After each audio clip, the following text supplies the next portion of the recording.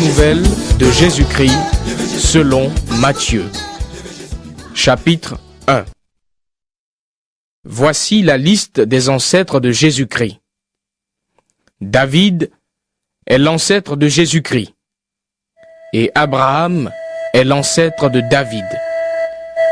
Abraham est le père d'Isaac. Isaac est le père de Jacob. Jacob est le père de Juda et ses frères. Juda est le père de Pérès et de Zéra. Leur mère est Tamar. Pérès est le père d'Esron. Esron est le père de Ram. Ram est le père d'Aminadab. Aminadab est le père de Nachon. Nachon est le père de Salma. Salma est le père de Boz. La mère de Boz est Rahab. Boz est le père d'Obed. La mère d'Obed est Ruth. Obed est le père de Jessé. Jessé est le père du roi David. David est le père de Salomon. La mère de Salomon était la femme d'Uri. Salomon est le père de Roboam. Roboam est le père d'Abia. Abia est le père d'Asa. Asa est le père de Josaphat. Josaphat est le père de Joram. Joram est le père d'Ozias. Ozias est le père de Yotam. Yotam est le père d'Akaz. Akaz est le père d'Ézéchias. Ézéchias est le père de Manassé. Manassé est le père d'Amon. Amon est le père de Josias. Josias est le père de Yekonia et ses frères. À ce moment-là, on emmène les Israélites prisonniers à Babylone. Après cela, Yekonia est le père de Shealtiel. Shealtiel est le père de Zorobabel. Zorobabel est le père d'Abiou. Abiou est le père d'Eliakim. Eliakim est le père d'Azor. Azor est le père de Sadok. Sadok est le père d'Akim. Akim est le père d'Élioud. Élioud est le père d'Élazar.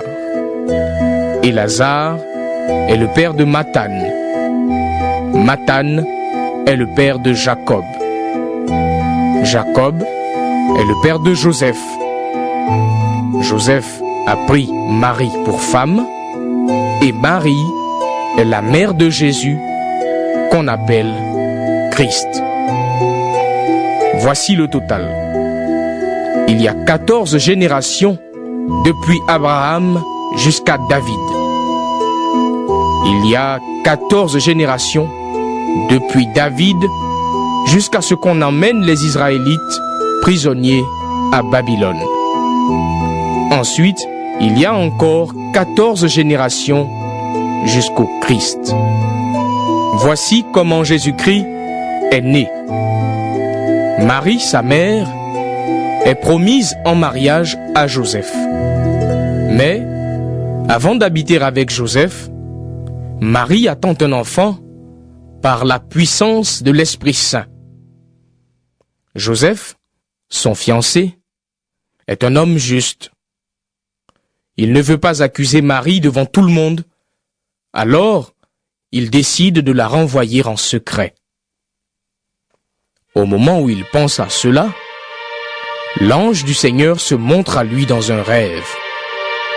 L'ange lui dit: Joseph, fils de David, n'aie pas peur de prendre chez toi Marie, ta femme.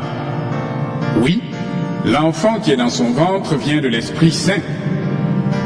Elle va mettre au monde un fils, et toi, tu l'appelleras Jésus. En effet, c'est lui qui sauvera son peuple de ses péchés. Tout cela est arrivé comme le Seigneur l'avait dit par la bouche de son prophète. La jeune fille attendra un enfant. Elle mettra au monde un fils. On l'appellera Emmanuel, ce qui veut dire Dieu avec nous. Quand Joseph se réveille, il fait ce que l'ange du Seigneur lui a commandé. Il prend sa femme chez lui, mais il ne s'unit pas à elle jusqu'au jour où Marie met au monde un fils. Joseph donne à l'enfant le nom de Jésus.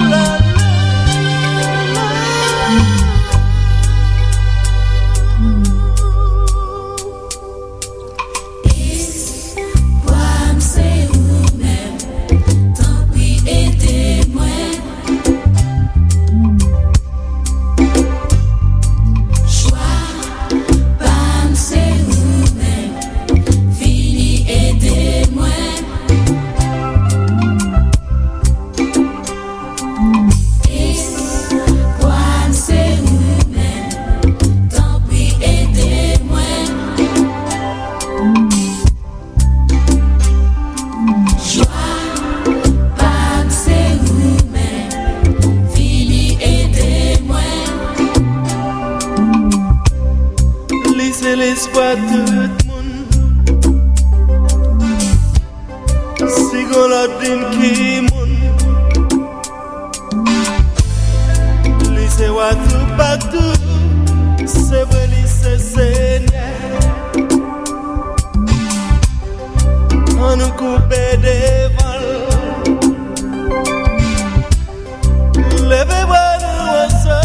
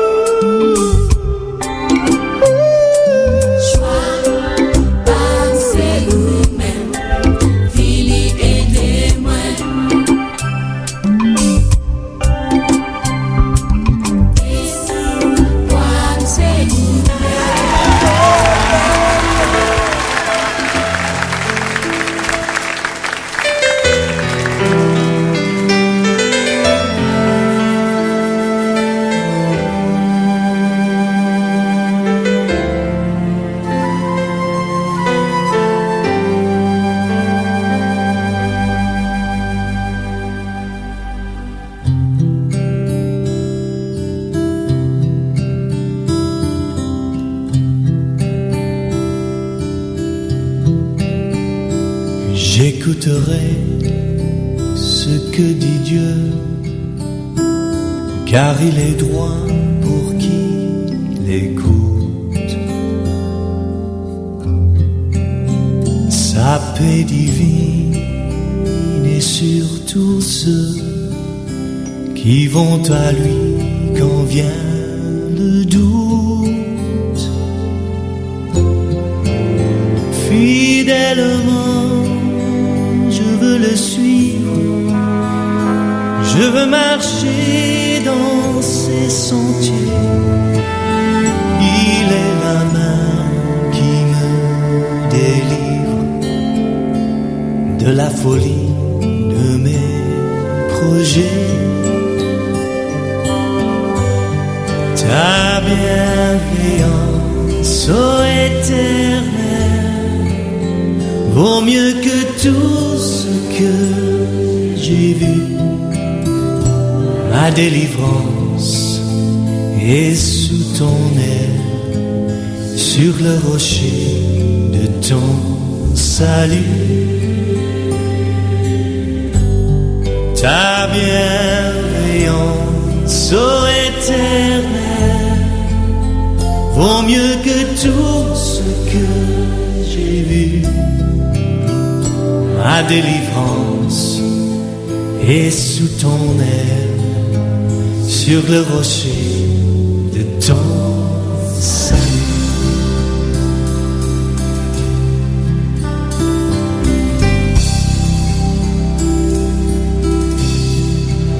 Sa gloire est proche, son règne vient, et le pays est apaisé. Lorsque la crainte est en chacun, lorsque son nom est exalté, marchons en paix, suivant son pas, en justice et en vérité, recevons tout